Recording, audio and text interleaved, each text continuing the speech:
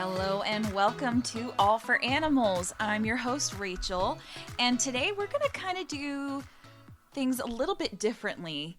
And by that I mean this is going to be a bit of a spooky episode.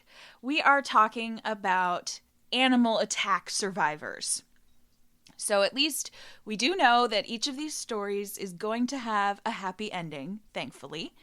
But it gets pretty hairy in there before that happy ending. So let's dive on in, because I found some really cool stories for us today. All right, so our first story is Leah Hiller, and she is from Minnesota. So Leah is staying in her dad's cabin on Island Lake, Minnesota, with her husband and 2 kids, and this is something she's done plenty of times before. This trip in 2012, though, it went a little bit differently. This time, Leah was there to train for the USA Triathlon National Championships, which is just amazing. I clearly am not athletic enough to do it because I can't even say it correctly. So props to you, girl. So anyway, Leah gets ready to go on her mile-long swim for training one morning, and her dad decides to bring the kids along and follow Leah with his boat. After a pretty short period of time, the kids started to get hungry, so Grandpa took them back to the house for snacks, leaving Leah alone in the murky lake to finish her swim. Now, again, this isn't new for Leah. She's done this a bazillion times before. Leah describes the water in this lake as the color of rum with no visibility past like your elbow. So that's some pretty dang murky water, if I do say so myself, even for lake water. So Leah starts to head back to shore after her swim, and all of a sudden she feels a bite on her heel.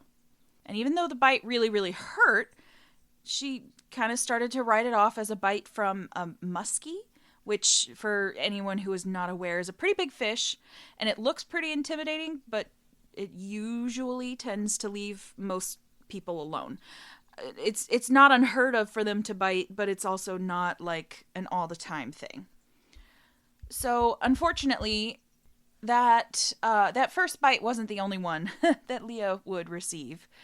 This animal that she still hasn't even been able to identify quickly moves on from her heel and just like goes for the calf of her leg. And it wasn't until after a couple of nasty chomps that a little tiny head just briefly appears above the surface of the water, and Leah is finally able to see her attacker, which is an otter. Now, while otters are not usually known to be aggressive to humans, they can and will defend themselves if they feel threatened, cornered, or even have babies to protect. And they're not exactly teeny tiny either. They can be about 4 feet long and about 30 pounds with extremely sharp teeth and claws. So think of a really, really big cat on steroids. That would be pretty scary.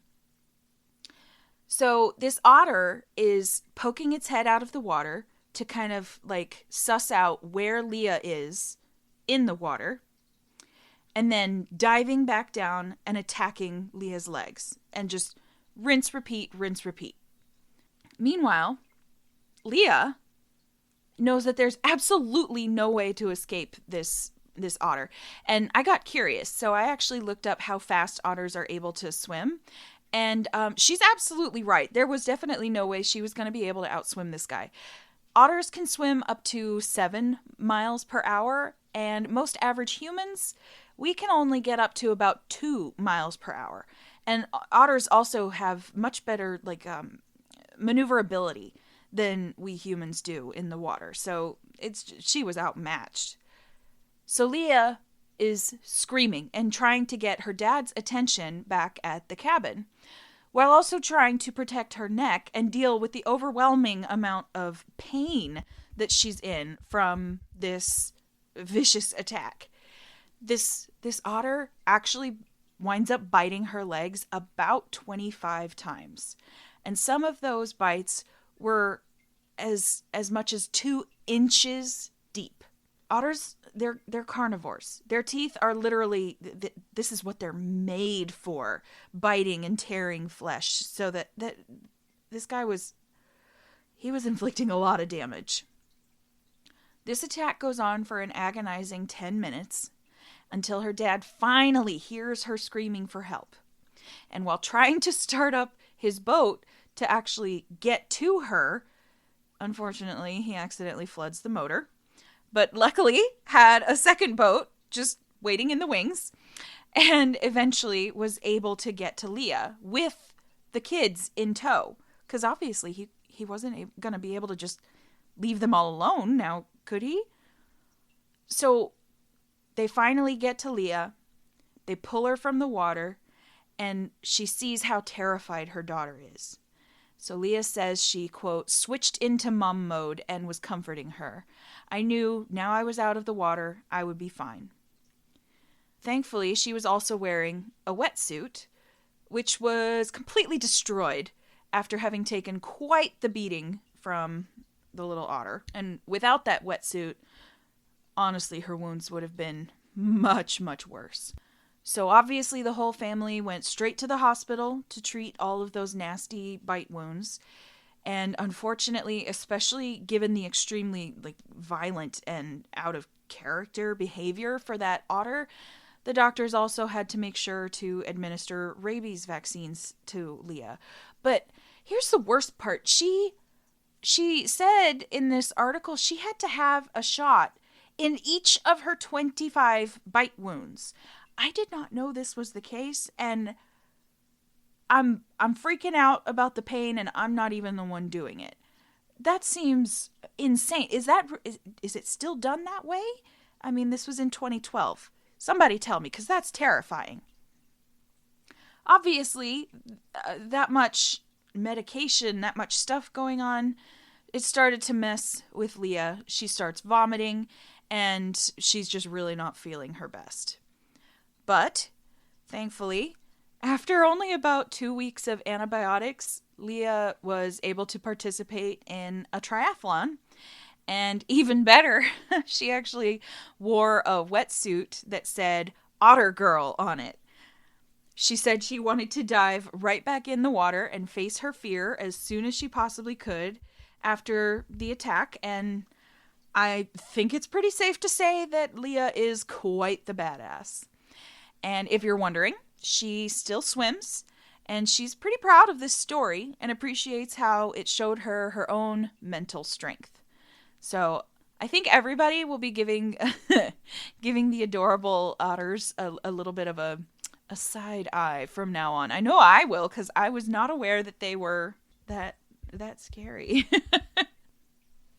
So our next story is... Anne, I'm sorry, I'm going to butcher your last name. Anne Hjelle from California. It's spelled Hjelle. I don't know how to say that. I'm sorry.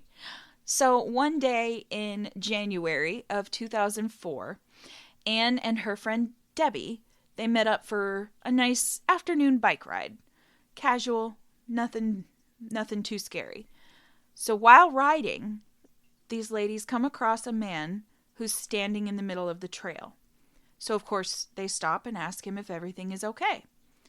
The man was apparently looking for the owner of a bike that he had found just abandoned without its rider. Knowing that the man was okay, the ladies ventured on to a bit of a twistier section of the trail, and literally not even a minute later, Anne sees an animal out of the corner of her eye. But before she could even turn her head and see it, it jumped at her and latched onto Anne's shoulder with its teeth. Which pretty much confirmed what I'm sure everyone else is already thinking. She's dealing with a mountain lion. Now I have a quote here where Anne describes the attack. Quote, "It latched onto my shoulders and tried to bite down on the back of my neck. It felt like getting hit by a truck. I was slammed to the ground and it knocked the wind out of me. I could not believe this was happening." Unquote. As the mountain lion is trying to drag her down into the ravine off the side of the trail, Anne reels back and just punches it in the face. But the dang thing is not even fazed. She's still being dragged, only now the cat has her by the ear and the face. At this point, friend of a frigging lifetime, Debbie.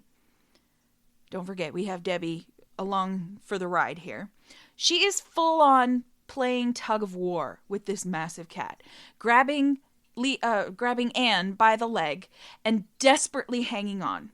And in the struggle with Debbie, the mountain lion tears Anne's cheek, like right off her face. With searing pain and so much blood, she's convinced this is it. She's about to die. And while the mountain lion attempts to go for her throat, Anne starts to say her goodbyes to Debbie, and her vision is going black. And she says she was feeling at peace. But remember, this is a survival story. I had you worried for a second there, didn't I? All the screaming from Debbie had alarmed 3 other bike riders nearby, and they'd come just running to help. While one of the helpers ran to call for emergency services, because remember, they're out on a trail, they probably don't have any kind of cell service, they don't have phones available to them. Somebody's got to go and find like a lodge or something with a phone. The other 2 bikers stayed behind and started just pelting the mountain lion with rocks. And then, bam! One of those rocks connects with the cat's head, and it finally releases Anne. And to everyone's surprise, Anne actually started to wake up once the mountain lion let her go. So while trying not to drown in her own blood, Anne kind of does a bit of a self-evaluation. She said the left side of her face, quote, felt like someone had stapled a stake to it, unquote, but she realized she thankfully could see out of her left eye. So this was apparently pretty reassuring, as I'm sure it would be for anyone else, and made her feel like she might actually have a chance at making it out of this. So emergency personnel arrive in a helicopter to get Anne out of there, and they tell her that they had seen the mountain lion crouching and waiting for another opportunity to strike at her. Insane. This lion he wasn't letting it go. But thankfully, everyone else made it out safe. After a 6.5-hour long surgery, Anne was okay. But she did learn that the owner of that stray bike from earlier in the story had been located, and he'd been killed by the same mountain lion right before it went after Anne. Anne says she was extremely lucky, and I really do have to agree. Even though her wounds were apparently like the worst her surgeon had ever seen, the mountain lion somehow, I don't know how, this is nothing short of miraculous, managed to avoid hitting her trachea, her carotid artery, her voice box, or her esophagus. So nothing important was hit in this attack. And I just, so lucky. Especially considering the cat was basically using her neck as a chew toy. Anne credits her survival to her amazing friend Debbie. And see, the other man, the one who died, he was riding alone. If the lion jumped him out of nowhere like it did to Anne, he never stood a chance without someone to literally fight it off. But Anne's ability to rise above does not stop there. Just 4 months after this absolutely brutal attack, she rounded up an entire squad of her friends, and they all went riding on that exact same trail. She said she refused to let the fear hold her back, and I have to commend these survivors who are able to not only to make it through these awful, scary, terrifying events in and of themselves, but then to go on and confront the fear that comes with it head on immediately upon healing up it's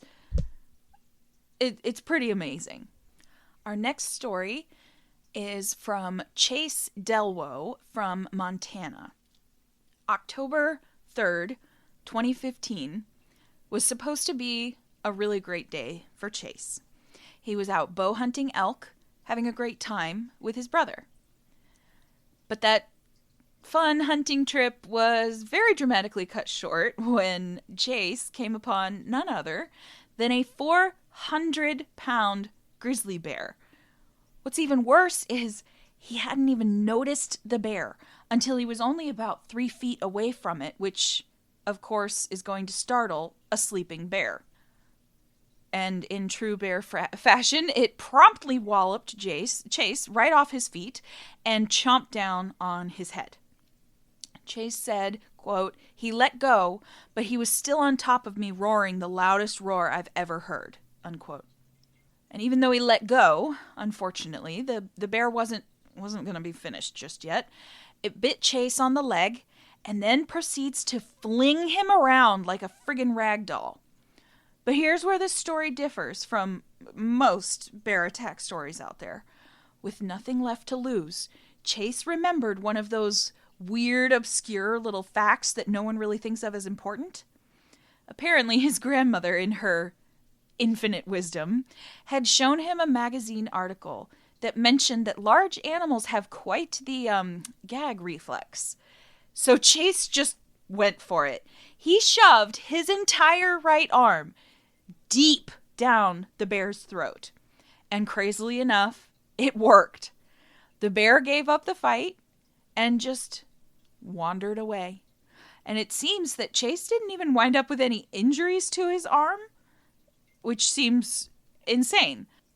The extremely deep puncture wounds on Chase's leg and the bites to his head and face were treated, and Chase made sure to let everyone know that he holds absolutely no animosity towards the bear that attacked him. He said, quote, "I want everyone to know that it wasn't the bear's fault. He was just as scared as I was," unquote.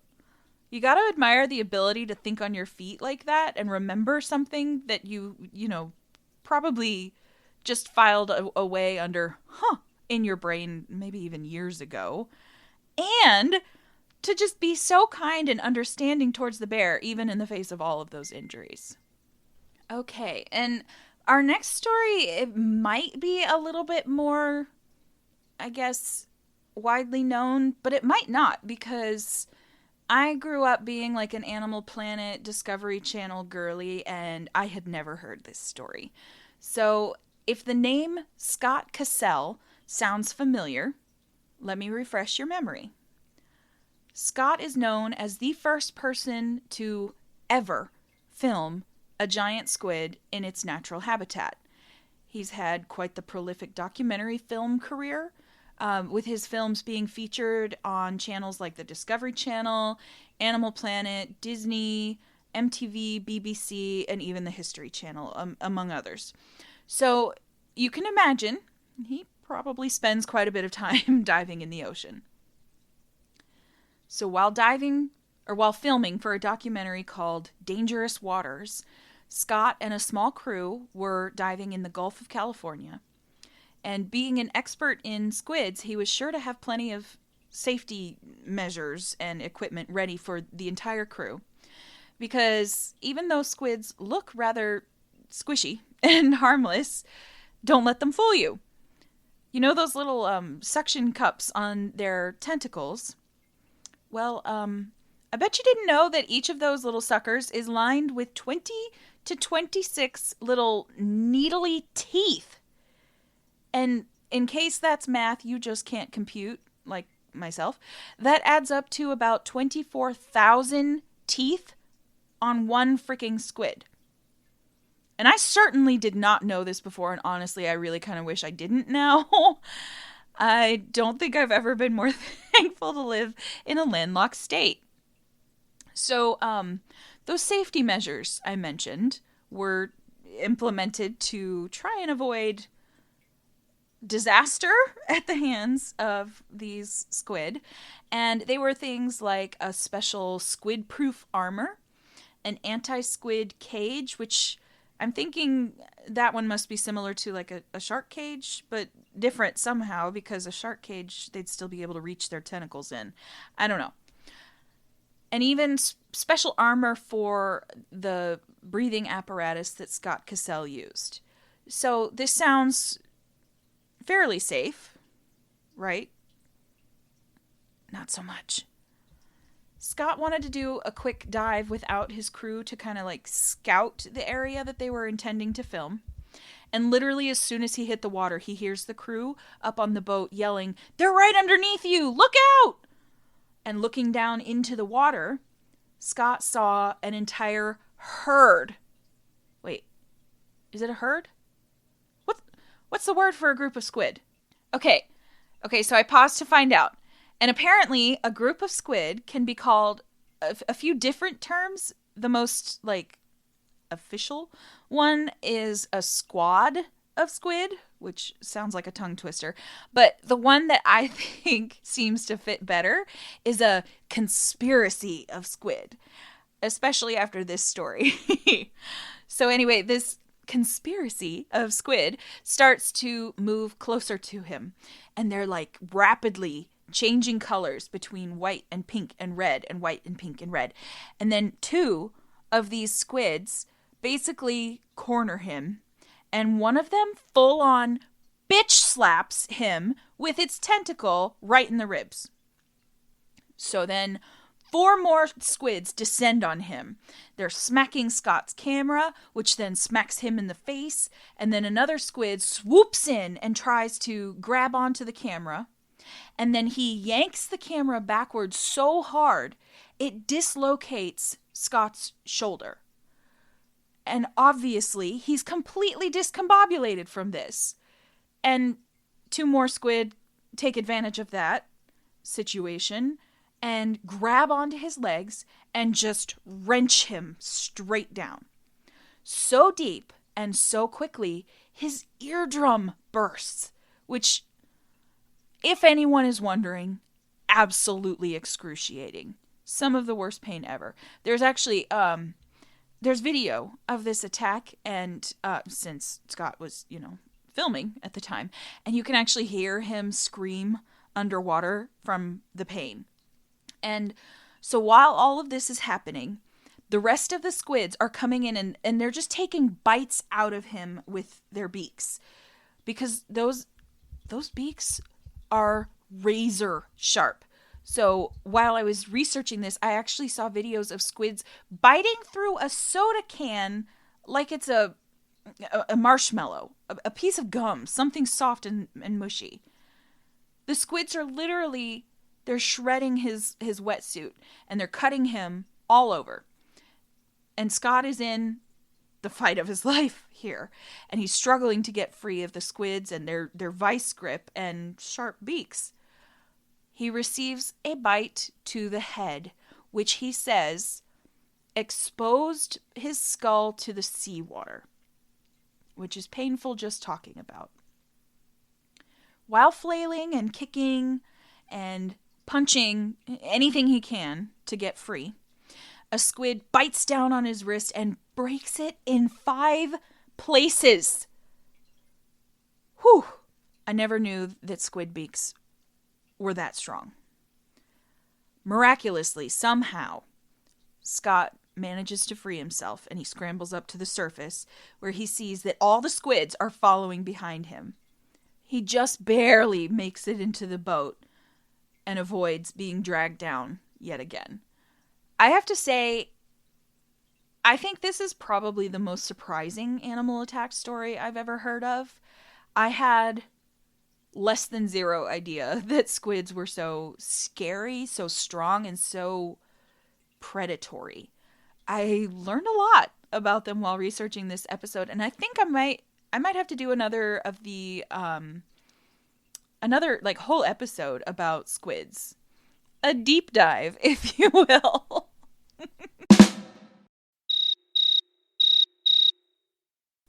So there you have it, folks. That's our insane animal attack survival stories. This one was really scary, but so much fun to research, and I think we'll definitely be doing some more of these types of episodes.